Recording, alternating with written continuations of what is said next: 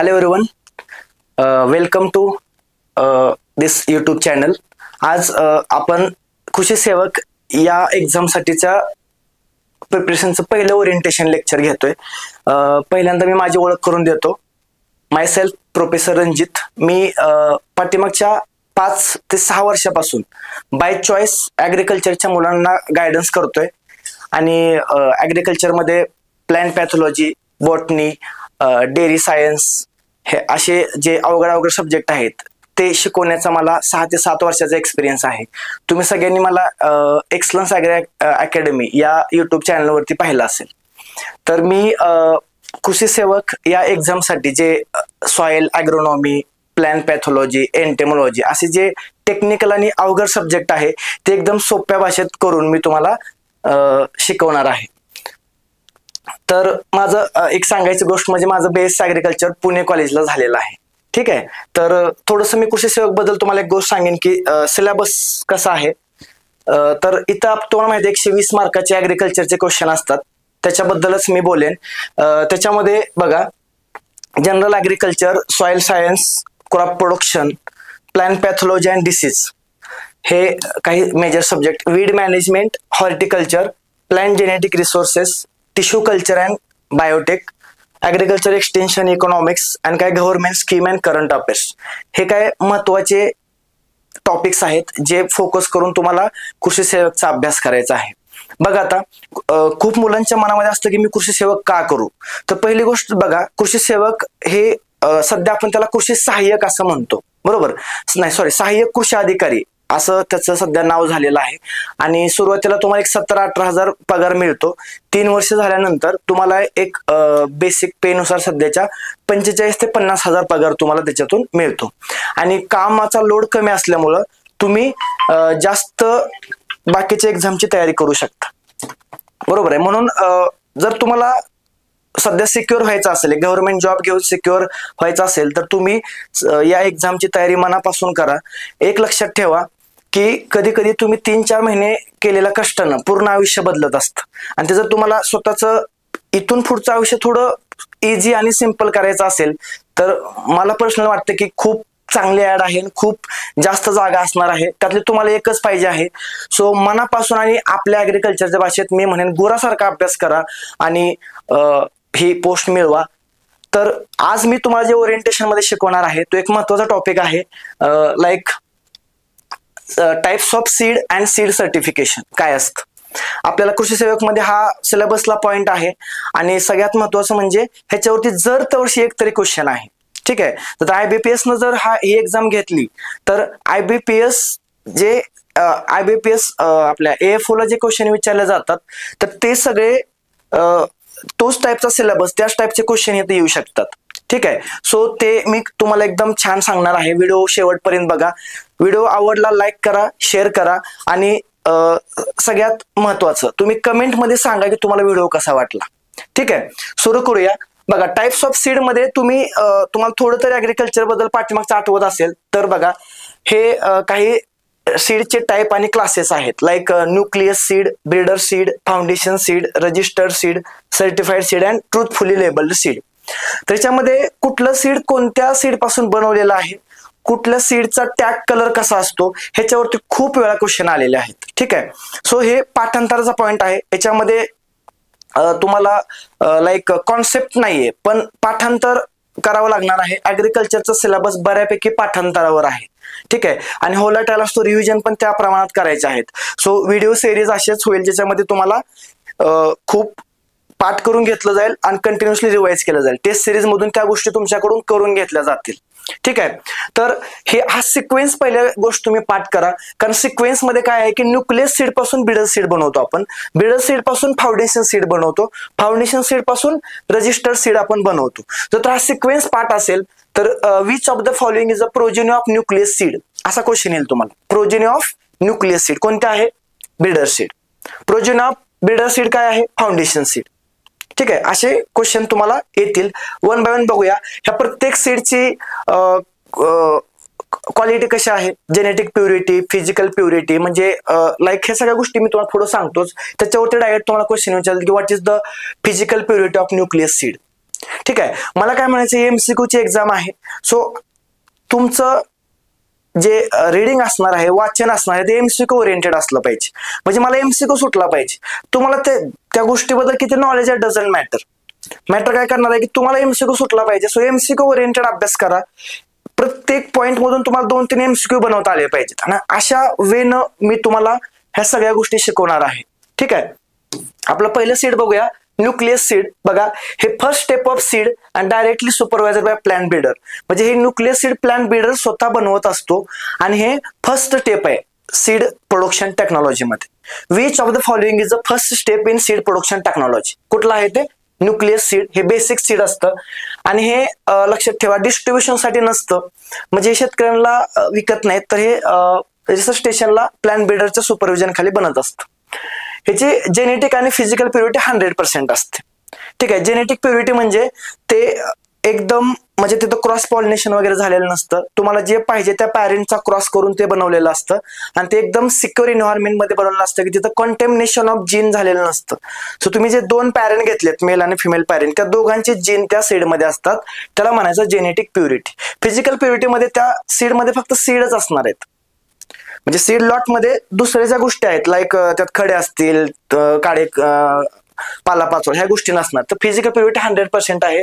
ह्याचं सर्टिफिकेशन केलं जात नाही. सो याला टॅग कलर येणार नाही. म्हणजे आपण ज्या पिशवीमध्ये त्याला भरतो त्याला टॅग लावला जातो. तुम्ही कधी बघा घरी जर तुम्ही बियाणांची पिशवी आणली त्याच्यावर एक सर्टिफिकेट असतं, तर त्याच्या कलरवरनं ओळखायचं की ते कुठलं सीड आहे. ठीक आहे. सो याच्यावरती काय तुम्हाला क्वेश्चन येणार नाही. एक बेसिक सीड आहे, बेसिक स्टेप आहे, पहिली स्टेप आहे सीड प्रोडक्शनची. ह्याच्यानंतर जे सीड बनवलं जातं ते असतं बिडर सीड. ठीक आहे. So breeder seed is a progeny of dash dash dash. It is a progeny of nucleus seed. Simple question. तुम्ही PYQ जाऊन बघा, तुम्हाला ह्यातनं क्वेश्चन सुटतील. ठीक आहे. So it breeder seed is the progeny of nucleus seed grown over a greater area of research farm. Research farm वरती त्याला grow केलं जातं. सुपरविजन प्लॅन बिल्डर करतो आणि बघा मॉनिटर केलं जातं ह्याला ब्रीडर सीड मॉनिटरिंग कमिटी मार्फत. It ensure complete genetic and physical purity. पण ती कितीपर्यंत असते? 99.90%. ठीक आहे. ह्याचा जर तुम्ही टॅग कलर बघा, IMP क्वेश्चन आहे, मी IMP पॉईंट सांगतोय तुम्हाला.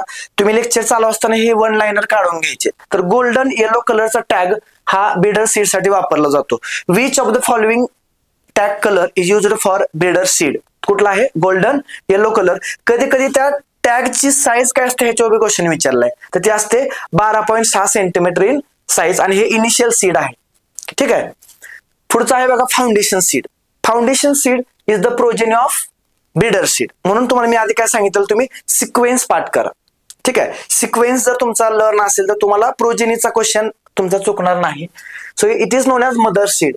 Which of the following seed is considered as a mother seed? So it is a foundation seed. ठीक आहे.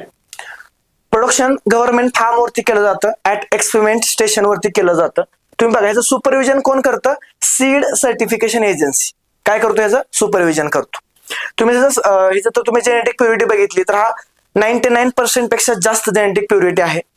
म्हणजे इथं थोडेसे कॉन्टॅमिनेशन होऊ शकतं, क्रॉस पॉलिनेशन होऊ शकतं अशा कंडिशन. पण फिजिकल प्युरिटी मोर दॅन 98%. तुम्हाला डायरेक्ट क्वेश्चन येईल, which of the following option shows physical purity of foundation seed? ठीक आहे. आता एक महत्वाचा पॉईंट आहे याच्यामध्ये tag colour. Which of the following tag colour is used for foundation seed? कोणता आहे तो? White colour tag. तुम्हाला सांगतो टॅग वरती आतापर्यंत खूप वेळा क्वेश्चन आलेले आहेत. सो टॅगचा जो आहे तर तुम्ही एक सेपरेटली चार्ट करा. मी पण तुम्हाला देईन व्हिडिओच्या लास्टला मी एक चार्ट बनवला, त्याच्यामध्ये सगळे टॅग आणि त्या टॅगचे साईज दिलेले आहेत. हे सगळे मुद्दे पाठ करायचेत. तुम्हाला वन्स अगेन सांगतोय, ऍग्रिकल्चरचं नॉलेज हे व्होलॅटाईल असतं, तुम्ही विसरून जाऊ शकता. सो सारखं त्या गोष्टी म्हणायच्यात, तुम्ही पाठ करायचेत. ठीक आहे. सो व्हाईट कलर टॅग असतो, ह्याला 15 बाय 7.5 सेंटीमीटर साईज असते त्या टॅगची. ठीक आहे. पुढचं आहे बघा रजिस्टर्ड सीड. तर बघा मोस्ट ऑफ द टाइम कसं असतं, हे प्रोड्यूस केलं जातं फाउंडेशन सीड पासून. डायरेक्ट फाउंडेशन सीड पासून तुम्ही रजिस्टर्ड सीड बनवू शकता किंवा तुम्ही रजिस्टर्ड सीड इट सेल्फ पण बनवलं जातं. इंडियामध्ये बघा रजिस्टर्ड सीड ओमिट आहे. म्हणजे आपण सीड प्रोडक्शन मध्ये ह्या स्टेप रजिस्टर्ड सीड ही स्टेप ओमिट केलेली आहे. Which of the following step is omitted in India of seed production technology? तर ते कुठले आहे? Registered seed. तरी मोस्टली दुसऱ्या कंट्रीज मध्ये ही स्टेप वापरली जाते. बघा ही जेनेटिकली काय असतात? प्युअर असतात. सर्टिफिकेशन कोण करते? State seed certification agency. ह्याचा टॅग कलर महत्वाचा, पर्पल कलर टॅग वापरला जातो ह्याला. कोणता कलर? पर्पल कलरचा टॅग, लक्षात ठेवा. पुढचं बघा सर्टिफाईड सीड. आता हे हे हे असतं progeny of foundation seed or registered seed. जर तुम्ही रजिस्टर्ड सीड स्किप केला असेल तर फाउंडेशन सीड पासून काय बनवतात? हे सर्टिफाईड सीड बनवतात. आणि हे लक्षात ठेवा, हे एक्झामला क्वेश्चन विचारतील की हे कमर्शियल पर्पज साठी आणि सोईंग टू फार्मर्स काय केलं जातं? डिस्ट्रीब्यूट केलं जातं. Which of the following seed is distributed for commercial purpose or for sowing to farmer? तर कुठलं आहे ते? Certified seed. ठीक आहे, लक्षात ठेवा. हे जे पॉइंट्स आहेत याच्या बाहेर काहीच करू नका तुम्ही. हे एवढे पॉइंट मी स्वतः खूप रिसर्च करून काढलेले आहेत, सगळे PYQ वगैरे बघून हे सगळे पॉइंट्स मी काढलेले आहेत. सो तुम्ही बिनधास्त फक्त एवढ्या PPT वरती तुम्ही राहू शकता. म्हणजे तुम्ही यासाठी दुसरा सोर्स वाचू का सर असं खूप वाटतं, ह्याच्या नोट्स त्याच्या नोट्स, काही गरज नाहीये.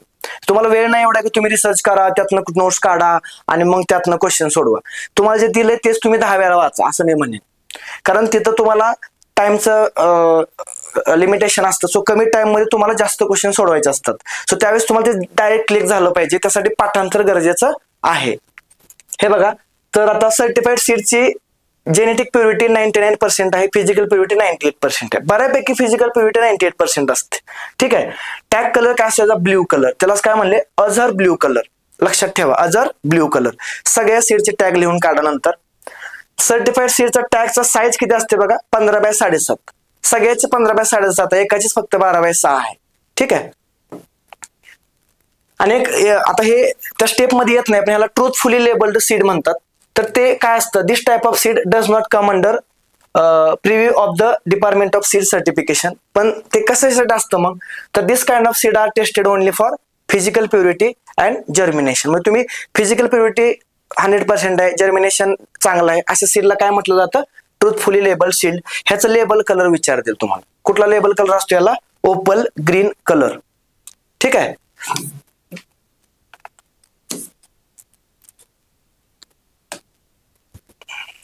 ओके. सो आता तुम्ही बघा, फ्रिक्वेंटली असं क्वेश्चन इन IBPS.